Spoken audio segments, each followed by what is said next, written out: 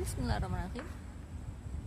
Saat ini Nur Zaitun berada di Asrama Haji Banda Aceh ya.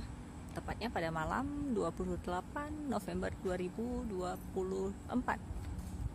Alhamdulillah mendapat undangan apresiasi GTK Kanwil Provinsi Aceh.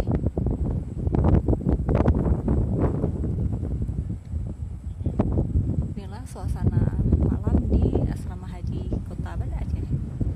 Mudah-mudahan suatu saat nanti saya bisa jadi hajah juga ya, amin ya Allah.